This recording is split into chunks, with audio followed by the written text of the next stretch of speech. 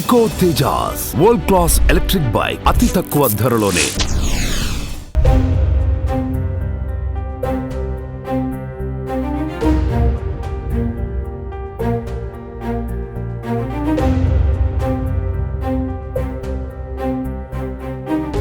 నమస్తే, నేను విజయ్. మీకు ఒక ప్రముఖ వ్యక్తి, తెలుగు వారందరూ కూడా గర్వించదగ్గ ఒక వ్యక్తికి సంబంధించినటువంటి ఇంటిని చూపించే ప్రయత్నం చేస్తాను. ప్రస్తుతం నేను హైదరాబాద్లో ఉన్నటువంటి టెంపుల్ ఆల్వాల్ ప్రాంతంలో ఉన్నాను. ఈ ప్రాంతంలోనే ఇటువైపు నాకు ఎడమ వైపు కనిపిస్తున్నటువంటి పురాతనంగా కనిపిస్తున్నటువంటి ఈ ఇల్లు ఎవరిదో కాదు, ప్రముఖ దర్శకుడు, రచయిత అయినటువంటి, దేశం గర్వించదగ్గ దర్శకుడుగా చెప్పుకునేటువంటి శ్యామ్ బెనగల్ గారి నివాసం ఇదే. గతంలో ఆయన బాల్యం అంతా కూడా కొనసాగింది, ఇక్కడే చదువుకున్నారు ఆయన. మన హైదరాబాద్, మన తెలుగు వ్యక్తిగా ఉన్నటువంటి శ్యామ్ బెనగల్ గారు దేశమంతా గర్వించే స్థాయిలో ఆయన అనేక సినిమాలు తీశారు. ఆ సినిమాలన్నీ కూడా చాలా జాతీయ స్థాయి, అంతర్జాతీయ స్థాయి అవార్డులు కూడా దక్కించుకున్నాయి. శ్యామ్ బెనగల్ అంటే ఆయన ఒక లో బడ్జెట్లో ఎన్నో, అంటే ఒక రకంగా చెప్పాలంటే పేదవాడికి సంబంధించినటువంటి, అసమానతలకు సంబంధించినటువంటి అనేక సినిమాలను తీసి ఆయన ఎంతో గుర్తింపు తెచ్చుకున్నారు. ఎస్, ఈ ఇల్లే ఇప్పుడు ప్రస్తుతం మనకు చూస్తున్నటువంటి ఇల్లు శిథిలావస్థకు చేరుకున్నప్పటికీ వారి పూర్వీకులందరూ కూడా దాదాపు 200 సంవత్సరాల నుంచి ఇక్కడే జీవించేవారు. ఆయన బాల్యం అంతా ఇక్కడే కొనసాగింది. ఇక్కడే పుట్టి పెరిగినటువంటి శ్యామ్ బెనగల్ గారు ఆ తర్వాత ఆయన ఇక్కడి నుంచి నేరుగా ఉస్మానియా యూనివర్సిటీలో చదువుకున్నారు. ఆయన నిజాం కాలేజీలోనే ఆయన డిగ్రీని కూడా పూర్తి చేయడం జరిగింది. ఆ తర్వాత వారి కుటుంబం ఒక ఫోటో స్టూడియోని కూడా ఏర్పాటు చేశారు. బెనగల్ ఫోటో స్టూడియో అనేటువంటి ఒక పేరుతో కూడా స్టూడియోని ఏర్పాటు చేయడం జరిగింది. ఆ తర్వాత స్టూడియోలో ఉన్నటువంటి కెమెరాతో, వాళ్ళ ఫాదర్ తీసిచ్చినటువంటి ఒక ఫోటో కెమెరాతో ఆయన ఒక డాక్యుమెంటరీని కూడా తీసి అక్కడి నుంచి ఆయన ఇక్కడి నుంచి తన ప్రస్థానాన్ని ప్రారంభించి ముంబైకి వెళ్ళడం జరిగింది. అనేక సినిమాలను తీయడం జరిగింది. ఇప్పటి వరకు కూడా ఆయన దాదాపుగా 8 జాతీయ అవార్డును కూడా దక్కించుకున్నారు. పద్మశ్రీ, పద్మభూషణ్ అవార్డును కూడా దక్కించుకున్నారు శ్యామ్ బెనగల్. ఇంటికి సంబంధించినటువంటి ఆనవాళ్ళంతా కూడా చూడొచ్చు, పైన శిథిలావస్థకు చేరుకున్నాయి. లోపల ఉన్నటువంటి ఆ ఫర్నిచర్ అంతా కూడా శిథిలమైనటువంటి పరిస్థితి. అంటే 1934లో జన్మించినటువంటి శ్యామ్ బెనగల్ గారు ఆ తర్వాత ఆయన 1960 దశకంలో ఇక్కడి నుంచి చదువు పూర్తయిన తర్వాత నేరుగా ముంబైకి వెళ్ళడం జరిగింది. అక్కడి నుంచి ఆయన సినిమా ప్రస్థానాన్ని ప్రారంభించడం జరిగింది. ఆ తర్వాత ఆయన పెద్ద దర్శకుడు, రచయితగా మారిన తర్వాత కూడా హైదరాబాద్కి పలు సార్లు కూడా రావడం జరిగింది. ఇక్కడ ఉన్నటువంటి వారందరితో కూడా కలవడం జరిగింది. సినిమాలోనే అత్యుత్తమైనటువంటి అవార్డుగా మనం చెప్పుకునేటువంటి అవార్డు దాదా సాహెబ్ ఫాల్కే అవార్డు. ఆ అవార్డును కూడా దక్కించుకున్నారు శ్యామ్ బెనగల్ గారు. అదేవిధంగా పద్మశ్రీ, పద్మభూషణ్తో పాటు 8 ఫిల్మ్ నేషనల్ అవార్డ్స్ను కూడా దక్కించుకున్నారు ఆయన. సో ఒకసారి లోపల చూస్తే ఇల్లంతా కూడా శిథిలావస్థకు చేరుకుంది. వారి కుటుంబంలో మొత్తం 10 మంది ఉండేవారట. ఆయనతో పాటు సహచరులు, ఆయన అన్నదమ్ములు, సిస్టర్స్ అంతా కూడా, వీరందరూ కూడా వివిధ ప్రాంతాల్లో సెటిల్ అయ్యారు. అదేవిధంగా వారికి సంబంధించినటువంటి అన్న కుమారుడు మాత్రం ఇక్కడే ఉంటారంటున్నారు హైదరాబాద్లో. సో ఈ ఇంటిని కూడా వేరే వారికి కూడా అమ్మివేయడం కూడా జరిగిందని చెప్పి కొంతమంది చెప్తున్నారు. అయితే ప్రస్తుతం ఇది ఇల్లు నిర్మానుష్యంగా ఉంది, ఎవరు కూడా ఇక్కడ ఉండట్లేదు. సో బెనగల్ గారు ఇక్కడి నుంచి నేరుగా ఆయన వెళ్ళిపోయిన తర్వాత, హైదరాబాద్ నుంచి ఆయన వెళ్ళిన తర్వాత ముంబైలో అక్కడే సినిమాలు, ఎన్నో సినిమాలు తీయడం జరిగింది. చాలా సినిమాలకి నేషనల్ అవార్డ్స్ రావడం జరిగింది. ఇంటర్నేషనల్ స్థాయిలో కూడా ఆయన గుర్తింపు తెచ్చుకోవడం జరిగింది. కేన్ ఫిల్మ్ ఫెస్టివల్ కూడా ఆయన తీసినటువంటి సినిమాలు కూడా వెళ్ళినటువంటి పరిస్థితి. మన హైదరాబాద్లో పుట్టి పెరిగి ఈ ఇంటి నుంచే, ఈ ఇంట్లో పుట్టి పెరిగినటువంటి శ్యామ్ బెనగల్ గారు సో అంత పెద్ద దర్శకులు అవడం అనేది నిజంగా మనమందరం కూడా గర్వించదగ్గ విషయం. సో నేటి తరానికి సంబంధించి కూడా ఆయన తీసినటువంటి అనేక సినిమాలు, ఆయన రాసినటువంటి అనేక రచనలు కూడా ఎంతో గుర్తింపు పొందాయని మనం చెప్పవచ్చు. సో 1934లో డిసెంబర్ 14న హైదరాబాద్లో ఆయన జన్మించారు. సో ఇటీవలే 2024 డిసెంబర్ 23న ఆయన తుది శ్వాస విడిచారు. సో శ్యామ్ బెనగల్ గారికి సంబంధించినటువంటి జీవిత ప్రస్థానం అంతా కూడా ఒక చిన్న స్థాయి నుంచి ప్రారంభమై అంచెలంచెలుగా ఎదుగుతూ చలనచిత్ర రంగంలోనే ఒక అంతర్జాతీయ స్థాయి గుర్తింపుని ఆయన సాధించారు. ఈ ఇంటికి పరిసర ప్రాంతాల్లో కొంతమంది శ్యామ్ బెనగల్ గారి గురించి తెలిసిన వారు ఉన్నారంట. వారితో మాట్లాడేటువంటి ప్రయత్నం అయితే చేద్దాం రండి. శ్యామ్ బెనగల్ గారికి చాలా సన్నిహితంగా ఉంటూ, అంటే అప్పుడు ఆయన హైదరాబాద్లో నివాసం ఉండేటువంటి ఆ ఇంటికి ఆనుకుని ఉండేటువంటి కుటుంబం, ఆ కుటుంబానికి సంబంధించిన సుజిత్ కుమార్ మనతో ఉన్నారు. ఆయనతో మాట్లాడదాం. నమస్తే అండి. నమస్కారం అండి. శ్యామ్ బెనగల్ గారు మీరు ఎప్పుడు చూశారు? ఆయన ఎలా ఉండేవారు? ఆయన చాలా సన్నిహితులు ఉండేవారు. చాలా నెమ్మది మనిషి, కూల్గా అందరితో మంచి కలిసిమెలిసి పోయే మనిషి వ్యక్తి. అన్న almost 10 years back 15 years back వచ్చాడు. అప్పుడు వచ్చేప్పుడు ఫాదర్ ఉంటే కలిశాడు.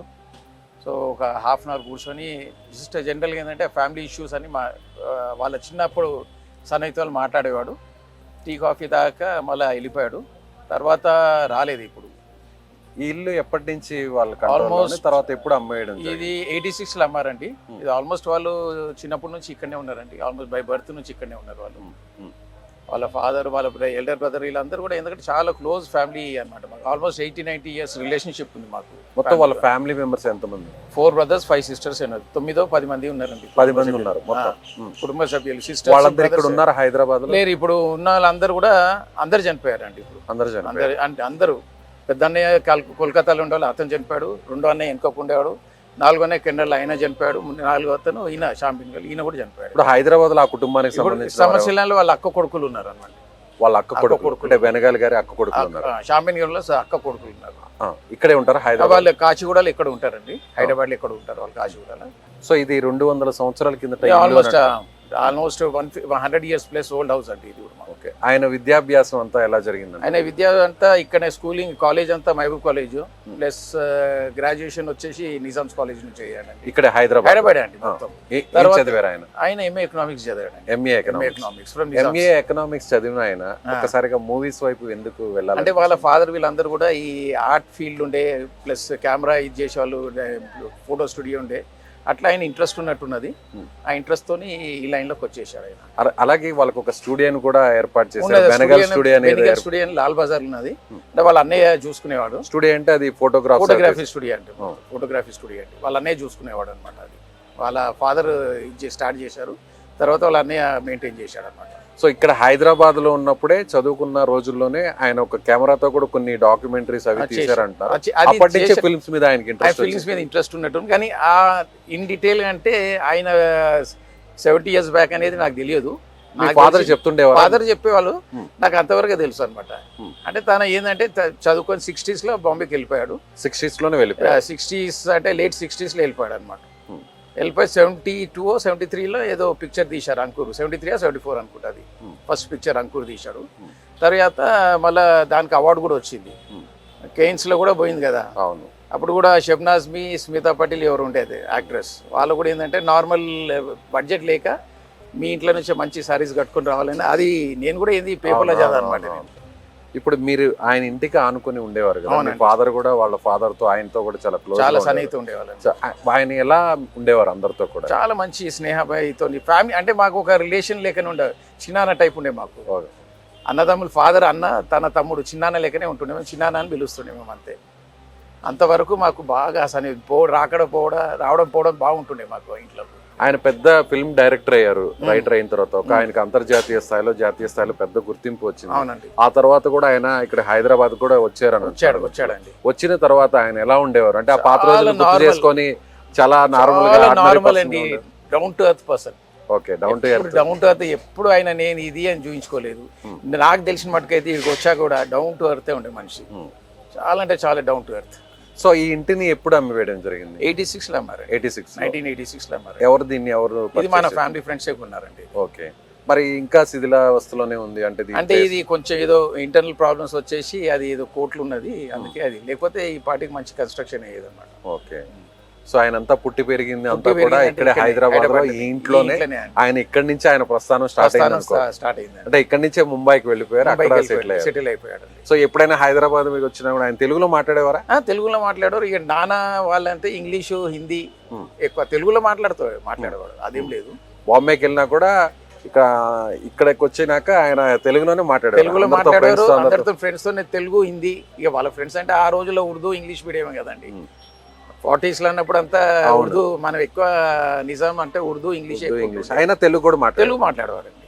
Right sir, thank you. నమస్కారం అండి.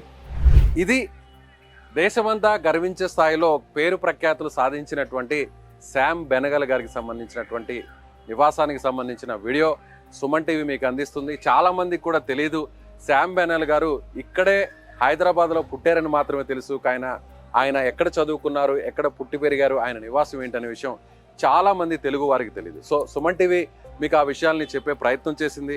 మీరు కూడా శామ్ బెనగల్ గారి గొప్పతనం ఏంటో కామెంట్ బాక్స్లో మీ అభిప్రాయాన్ని తెలియచేయండి. ఒక తెలుగు వ్యక్తిగా ఉన్నటువంటి వ్యక్తి ఇక్కడి నుంచి హైదరాబాద్ నుంచి వెళ్ళి అక్కడ ముంబైలో సెటిల్ అవడం, అదేవిధంగా హిందీ సినిమాలోనే తనకంటూ ఒక ప్రత్యేక ప్రస్థానాన్ని ఆయన కొనసాగించడం, ఆ సినిమా అధ్యాయంలో ఒక పేజీ అంటూ శ్యామ్ బెనగల్ గారికి లిఖించడం అనేది కూడా ఒక చాలా గొప్ప విషయం. మీరేమనుకుంటున్నారు?